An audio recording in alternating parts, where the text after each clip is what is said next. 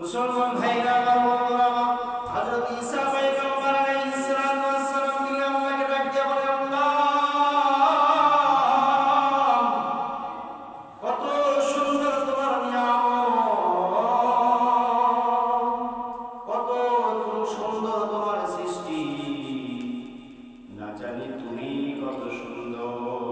তোমার সৃষ্টি যদি হয় এত সুন্দর, তোমার সৃষ্টি যদি হয় এত সুন্দর, না জানি তাহলে তুমি কত সুন্দর।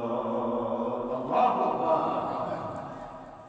তোমার সৃষ্টি যদি হয় এত সুন্দর, না জানি তাহলে তুমি কত সুন্দর। ভরে যায় তৃষিতে অন্তর, তুমি কত সুন্দর। আল্লাহু আকবার। মুসলমান ভাইরা আমার বন্ধুরা আমার, আল্লাহ পাক রব্বুল আলামিন হযরত ঈসা পয়গম্বরকে বলছেন, হে ঈসা তুমি কি আশ্চর্য হয়ে গেছো? বলে হ্যাঁ আল্লাহ, ধবধবে সাদা পাথর, তার মধ্যে থেকে একজন আল্লাহর নবী বের হলো, আল্লাহর বন্ধু বের হলো। এটা তো বড় আশ্চর্যের বিষয়। আল্লাহ এই ওলির মতো কি আপনি কাউকে পাঠাবেন? আরো কি আসবে দুনিয়া থেকে? আরো ওলি আসবে? হযরত ঈসা পয়গম্বর আল্লাহ তাআলা প্রশ্ন করলেন, আল্লাহ দুনিয়ার মধ্যে কি এর চাইতে বড় কোনো ওলি আসবে? এর চাইতে কি দামি মানুষ আসবে? এর চাইতে কি সুন্দর মানুষ দুনিয়ার মধ্যে কি আসবে? হযরত ঈসা পয়গম্বরকে আল্লাহ বললেন, আমি আল্লাহ পাক রব্বুল আলামিন এমন একজন নবীকে দুনিয়াতে পাঠাবো, যেই নবীর উম্মতের মধ্যে এমন এমন বান্দা থাকবে, এমন এমন সিজার থাকবে, যে 450 বছর ধরে যতগুলো নেক আমল করেছে, আমি সেই নবীকে একটি রাত দান করব। ওই রাত্রিতে ইবাদত করলে 450 বছরের চাইতেও বেশি নেকি তারা লাভ করবে। সহিহ আমল ঈমান নিয়ে চলবে যে জন হবে, জান্নাতুল ফিরদাউস তাদের মেহমানি হবে। সেই জান্নাত সবার উপর, তার উপর ভাই আল্লাহ পাকের আরশ ছাড়া অন্য কিছু নাই। জান্নাতুল ফিরদাউসের উপরে হলো আল্লাহর আরশ। আলহামদুলিল্লাহ। আর আল্লাহর আরশের নিচে হলো জান্নাতুল ফিরদাউস। আর যারা নেক আমল করবে, ঈমান আনবে, নেক আমল করবে, আল্লাহ তাদেরকে জান্নাতুল ফিরদাউস দান করবেন। সুবহানাল্লাহ। এই জন্য সব সময় যখন দোয়া করবেন আল্লাহর কাছে, আল্লাহ তুমি আমাদেরকে জান্নাতুল ফিরদাউস দান করো। কি বলবেন? আল্লাহ তুমি আমাদেরকে জান্নাতুল ফিরদাউস দান করবেন। সবচেয়ে বড় কাছে আসবে, যেতে আল্লাহ বানাইতে কোন একটা মধ্যে বানায়। সুবহানাল্লাহ। আল্লাহর কাছে চাইলে বড় করে যাবেন, জান্নাত তুমি আমাদেরকে জান্নাতুল ফিরদাউস দান করে দাও। আল্লাহর কাছে ছোট কেউ চাইেন না। মুসলমান ভাইরা আমার বন্ধুরা, আল্লাহ পাক রব্বুল আলামিন দুনিয়ার মধ্যে অনেক জাতি পাঠিয়েছেন, অনেক নবী পাঠিয়েছেন। তার মধ্যে হযরত ঈসা পয়গম্বরকে দুনিয়ার বুকে ইবাদত করার জন্য পাঠিয়েছিলেন। তিনি যখন দুনিয়ার বুকে আসলেন, আসার পরে ঘর নাই, বাড়ি নাই, সব সময় সফর করে আল্লাহর ইবাদত বন্দেগী করেন। আর একটা পাহাড়ের নিকটবর্তী দিয়া তিনি চলতেছিলেন। চলতে তিনি দেখতে পেলেন এত সুন্দর সাদা ধবধবে, দুধের চেয়েও সাদা একটা পাথর। হযরত ঈসা পয়গম্বর আলাইহিস সালাতু ওয়াস সালাম ডাক দিয়ে বলেন, আল্লাহ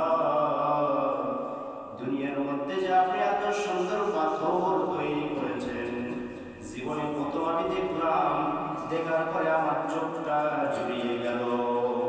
আল্লাহু আকবার। হযরত ঈসার কথা শুনে আল্লাহ পাক রব্বুল আলামিন ডাকতে বলেন, ঈসা রে, এই পাথরটা দেখিয়ে তুমি আশ্চর্য হয়ে গেছো। আল্লাহ, আমি আশ্চর্য হয়ে গেছি। বারবার আল্লাহ তাআলার কুদরতি পায়ে সিজদা লাগাইতেছে।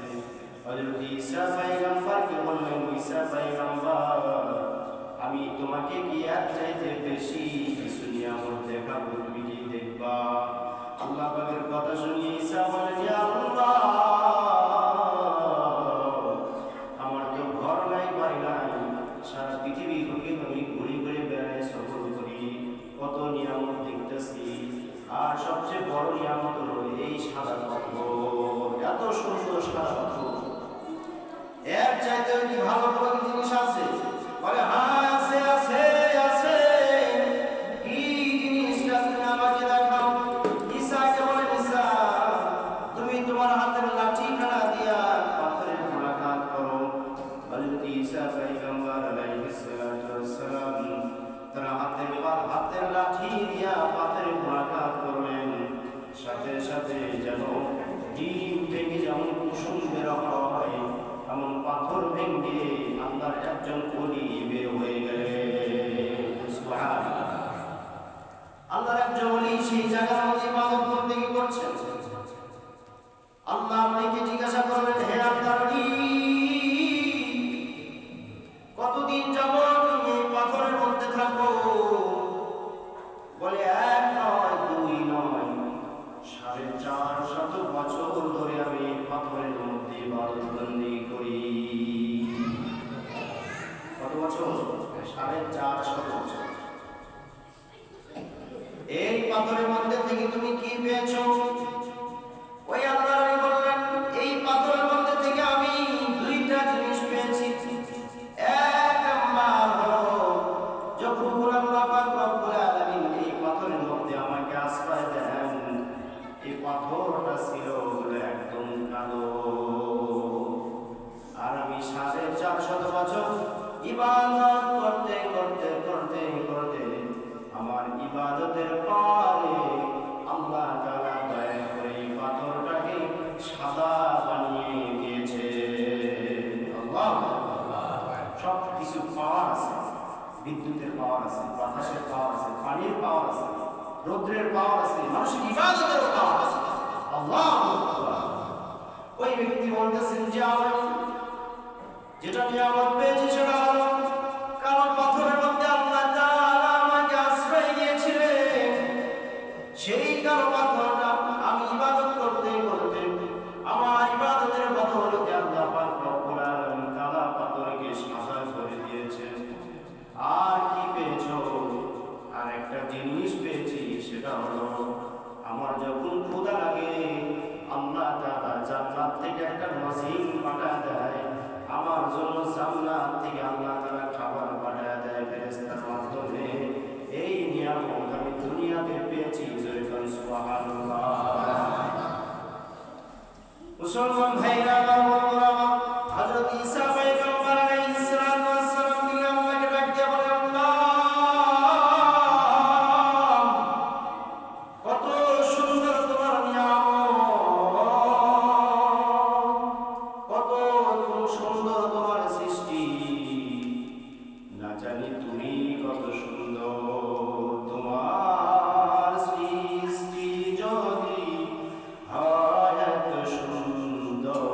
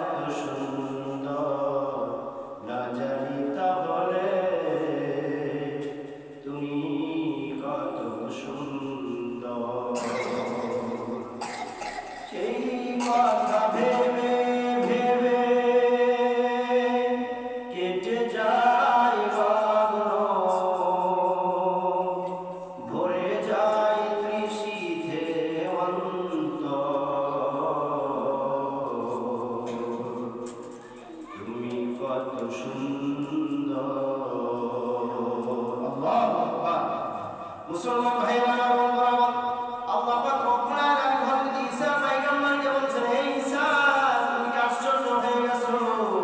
বলে হ্যাঁ আল্লাহ, ধবধবে সাদা পাথর, তার মধ্যে থেকে একজন আল্লাহর ওলি বের হলো, আল্লাহর বন্ধু বের হলো। এটা তো বড় আশ্চর্যের বিষয়। আল্লাহ এই ওলির মতো কি আপনি কাউকে পাঠাবেন? আরো কি আসবে দুনিয়া থেকে? আরো ওলি আসবে? হযরত ঈসা পয়গম্বর আল্লাহ তাআলা প্রশ্ন করলেন, আল্লাহ দুনিয়ার মধ্যে কি এর চাইতে বড় কোনো ওলি আসবে? এর চাইতে কি দামি মানুষ আসবে? এর চাইতে কি সুন্দর মানুষ দুনিয়ার মধ্যে কি আসবে? হযরত ঈসা পয়গম্বর আল্লাহ বললেন, আমি আল্লাহ পাক রব্বুল আলামিন এমন একজন নবীকে দুনিয়াতে পাঠাবো, যেই নবীর উম্মতের মধ্যে এমন এমন বান্দা থাকবে, এমন এমন সিজার থাকবে, যে 450 বছর ধরে যতগুলো নেক আমল করেছে, আমি সেই নবীকে একটি রাত দান করব। ওই রাত্রিতে ইবাদত করলে 450 বছরের চাইতেও বেশি নেকি তারা লাভ করবে। আল্লাহ বললেন, এর চাইতেও আরো বড় ওলি আমি আল্লাহ দুনিয়াতে পাঠাবো। এমন সময় পাঠাবো যে তারা এমন কিছু সময়, এমন কিছু মুহূর্ত রয়েছে, তারা ইবাদত করলে 450 বছরের চাইতেও বেশি নেকি তারা লাভ করতে পারবে। সুবহানাল্লাহ। এই জন্য শিল্পী বা কবি বলেন, গুনাহগার অনেকিন খুশ নসিবা, গুনাহগার অনেকিন খুশ নসিবা, উম্মতে রাহমাতাল লিল আলামিন। আমরা যদি গুনাহগার হই, আমরা যদি গুনাহগার হই, তবু আমাদের কপালটা ভালো, তবু আমাদের কপালটা ভালো, কারণ আমরা হইলাম আখির জামানার পয়গম্বরের উম্মত। সুবহানাল্লাহ। আখির জামানার পয়গম্বরের উম্মতের কত দাম, যে তাদেরকে এমন একটা রাত দান করা হবে, যে রাত্রি ইবাদত বন্দেগী করলে সেই সমস্ত মানুষগুলো 450 বছরের চাইতেও বেশি নেকি পাবে। তার মাঝখানে একটি কথা আপনাদেরকে বলি, কথাটি ছিল হলো, আল্লাহ পাক রব্বুল আলামিন কোরআনের মধ্যে বলেছেন, বা হাদিসের মধ্যে বলেছেন, আলা ইন্না ফিল জাসাদি লা মুদগাতান ইযা সালাহাত সালাহাল জাসাদি কুল্লু ওয়া ইযা ফাসাদাত ফাসাদাল জাসাদু কুল্লু আলা ওয়া হিয়াল কালব। মানুষ ইবাদত বন্দেগী করতে করতে, আল্লাহর বান্দা ইবাদত বন্দেগী করতে করতে তার সেই কালো পাথরখানা সাদা হয়ে গেল। অনুভব ভাবেন, মানুষের অন্তর এটা একটা বস্তু, এই বস্তুটাও অনেক সময় কালো হয়ে যায়, গুনার দ্বারা কালো হয়ে যায়, গুনার দ্বারা কালো হয়ে যায়। যখন মানুষ তওবা করে, যখন মানুষ নেক আমল করে, নেক আমল করার দ্বারা, তওবা করার দ্বারা আল্লাহ তাআলা সেই অন্তরগুলোকে সাদা বানিয়ে দেন। সুবহানাল্লাহ। তাহলে বোঝা গেল যে গুনাহ করলে কি হয়, মানুষের অন্তরের মধ্যে কালো দাগ পড়ে। আবার যখন মানুষ তওবা করে, ইবাদত বন্দেগী করে, তাহলে সেই অন্তরগুলো আবার ফ্রেশ হয়ে যায়, সাদা হয়ে যায়। সুবহানাল্লাহ। মুসলমান ভাইরা, এবার আসুন আল্লাহ পাক রব্বুল আলামিন কোন দিন আমাদেরকে দিয়েছেন, হাদিসের দ্বারা প্রমাণিত। রাসূল সাল্লাল্লাহু আলাইহি ওয়াসাল্লাম বলেন, ইযা কানাত লাইলাতুন নিসফি মিন শাবান ফাকুলু লাইলাহা ওয়া সুমু ইয়াওমাহা। যখন অর্ধ শাবানের রাত আসে, অর্ধ শাবান মানে কি, শাবানের 14 তারিখ অতিবাহিত হয়ে গেছে, 14 তারিখ দিবাগত রাত্রি, 14 তারিখ অতিবাহিত হয়ে গেছে। 15তম রাত্রিতে যদি তোমরা ইবাদত করো, যদি তোমরা নামাজ আদায় করো, আর দিনের বেলায় যদি রোজা রাখো, আল্লাহ পাক রব্বুল আলামিন তোমাদের গুনাহগুলোকে ঝরায় দিবে। সুবহানাল্লাহ। রাসূল সাল্লাল্লাহু আলাইহি ওয়াসাল্লাম বলেছেন, তোমরা এই শাবান মাসে বেশি বেশি করে হিসাব রাখবে। এই শাবান মাসের পরে রয়েছে রমজান মাস, সুতরাং এই শাবানের হিসাব যদি তোমাদের না থাকে, তাহলে রমজান মাসের বরকত চলে যেতে পারে, রহমত চলে যেতে পারে, রমজান মাসের মাগফিরাত চলে যেতে পারে। এই জন্য বেশি বেশি করে তোমরা এই মাসে হিসাব রাখবে। এবং এই মাসে 14 তারিখ দিবাগত রাত্র যখন আসবে, আসার পরে তোমরা সেই রাত্রিতে আমার কাছে ইবাদত বন্দেগী করে আমার কাছে দোয়া করবে। আল্লাহ পাক রব্বুল আলামিনের নবী বলেন, রাসূল সাল্লাল্লাহু আলাইহি ওয়াসাল্লাম বলে আছেন, ওই রাত্র যখন আসে আল্লাহ পাক রব্বুল আলামিন প্রথম আসমানে আসেন, আসার পরে বান্দাদেরকে ডাকেন, ফায়াকুলু আলা আমিন মুস্তাগফিরিন ফাগফিরাল্লাহ, ও বান্দা কি অন্যায়কারী আছো, আমার কাছে মাপ চাও, আমি আল্লাহ তোমাদেরকে মাফ করে দেব। কি আছো আলা মুস্তাজিফিন ফারজুকাহু, কি আছো তার রিজিকের অভাব আছে, তার রিজিকের অভাব আছে, আমার কাছে চাও, আমি আল্লাহ রিজিক দিয়ে দেব। আলা মুদালাম ফাওয়া বিআবু, কে আছো সমস্যার মধ্যে আছো, মামলা-মুকদ্দমার মধ্যে আছো, ভালো মুসিবতে পড়ে আছো, আমার কাছে চাও, আমি আল্লাহ পাক রব্বুল আলামিন তোমাদেরকে বালা মুসিবত থেকে হেফাজত করব। আলা কাযা আলা কাযা হাত্তা ইয়াতলুআল ফাজর, এইভাবে আল্লাহ তাআলা বান্দাদেরকে ফজর পর্যন্ত ডাকতে থাকে। আল্লাহু আকবার। সে রাত্রিতে ইবাদত করা যাবে ইনশাআল্লাহ। মুসলমান ভাইরা সে রাত্রিতে ইবাদত করবে এবং পরের দিন রোজা রাখবে, আল্লাহ যদি তৌফিক দান করে ইনশাআল্লাহ। মুসলমান ভাইরা আমার, আল্লাহ পাক রব্বুল আলামিন চান আমার কাছে ইবাদত করে যদি আপনার কাছে চায় আল্লাহ এই জিনিসটা আমাকে দেন, তাহলে আল্লাহ দিবেন। সুবহানাল্লাহ। কেমন ভাবে দেন? সময় স্বল্প। কেমন ভাবে দেন? 3 জন আল্লাহর রাহে রওনা দিয়েছে, হঠাৎ করে রাত্র হয়ে গেল, সূর্যটা ডুবে গেছে, কিছুই দেখা যায় না, চলতেছে। 3 জন পরামর্শ করলেন যে আমরা তো আজকে বাড়ি ফিরতে পারবো না, কিন্তু কোথায় থাকবো? কোথাও কোনো বাড়ি নাই, কোথাও কোনো বসত বাড়ি নাই, কোনো কিছু নাই, কোথায় থাকবো, কোথায় রাত্র কাটাবো? 3 জনের একজন পরামর্শ দেন যে দেখো পাহাড় দেখা যায়, এই পাহাড়ের গুহার মধ্যে আমরা আশ্রয় নেব, এই পাহাড়ের গুহার মধ্যে আজকে থাকবো, তারপরে কালকে যখন সকাল হয়ে যাবে, সকালবেলা আমরা বাড়ি ফিরব। 3 জনই পাহাড়ের গুহায় আশ্রয় নিলেন। আশ্রয় নেওয়ার পর দেখা গেল গভীর রাত্রিতে সেই পাহাড়ের গর্তের মধ্যে বিশাল বড় একটা পাথর এসে সেই পাহাড়ের গর্তের দরজা বন্ধ হয়ে গেল। এখন বের হবে কি হবে? এক একটা পাথর 10 মণ, 20 মণ, 30 মণ, 50 মণ ওজন। এই পাথর যখন তাদের মাথার উপর পড়ে গেল, তাদের দরজার মধ্যে যখন পড়ে গেল, তারা চিন্তা করলো কি করে বের হই।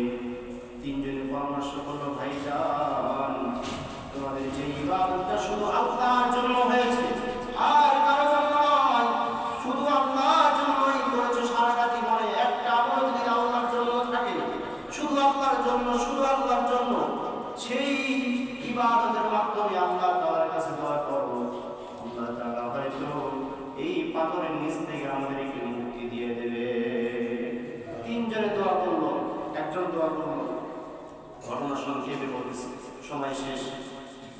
একজন দোয়া করলো, আল্লাহ আমি আমার মায়ের খেদমত করেছি, এই উসিলায় তুমি পাথরটা সরাই দাও। আল্লাহ কবুল করে পাথরটা একটু সরাই দিলেন। সুবহানাল্লাহ। 2 নাম্বার ব্যক্তি দোয়া করলেন, আল্লাহ আমার একজন গোলাম ছিল, কাজ করতে করতে টাকা পয়সা ধুয়ে চলে গেছে, তার টাকা দিয়ে আমি বকরি কিনেছি, বকরি কিনে অনেকগুলো বকরি হয়ে গেল, গরু হয়ে গেল, উট হয়ে গেল। কিছুদিন পরে সে আমার এসে বলতেছে, 12 বছর পর এসে বলতেছে, আপনার থেকে টাকা পয়সা আমি টাকাগুলো আমাকে দেন। এই কথা বলার সাথে সাথে আপনাকে সন্তুষ্ট করার জন্য আমি তার টাকা সম্পদ সব ফিরিয়ে দিয়েছি। কিনছিল বকরি, বকরি কেনার পর সেটার মধ্যে অনেকগুলো বকরি হয়ে গেছে। ওই ব্যক্তি যখন বলেছে, ভাই এতগুলো সম্পদ তো আমার না, বলে হ্যাঁ তোমার টাকা দিয়ে আমি এতগুলো কিনেছিলাম, তোমার টাকার সম্পদের কারণে এতগুলো বকরি হয়েছে, সব তোমার নিয়ে যাও। আল্লাহ এই ইবাদতটা তোমার জন্যই করেছিলাম,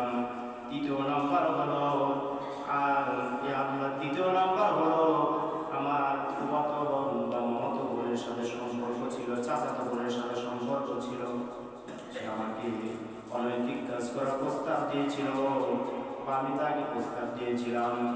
দুইজনে যখন আমরা সেই অন্তর্মহলে চলে গেলাম, সব কিছু বন্ধ করে দিয়ে আমরা যখন সেই জঘন্যতম কাজে লিপ্ত হব, আমার সেই চাচা যখন বলেছিল আল্লাহকে ভয় কর, কেউ নাও দেখলে আল্লাহ দেখতেছে। আল্লাহ সেই মুহূর্ত থেকে আমি ফিরেছি, সেই মুহূর্ত থেকে আমি আমার যৌবনকে ফিরিয়ে রেখেছি। আল্লাহ এই মুসিলায় পাথরখানা সরাইয়া দাও। আল্লাহ পাক রব্বুল আলামিন পাথরখানা পুরোপুরি সরাইয়া দিয়ে তাদেরকে ওখান থেকে উদ্ধার হওয়ার তৌফিক দিয়ে দিলেন। সুবহানাল্লাহ। এই জন্য যে ইবাদত আমরা করবো আল্লাহর জন্য করবো, আল্লাহর জন্য করবো। আল্লাহ তাআলা আমাদের সকলকে তৌফিক দান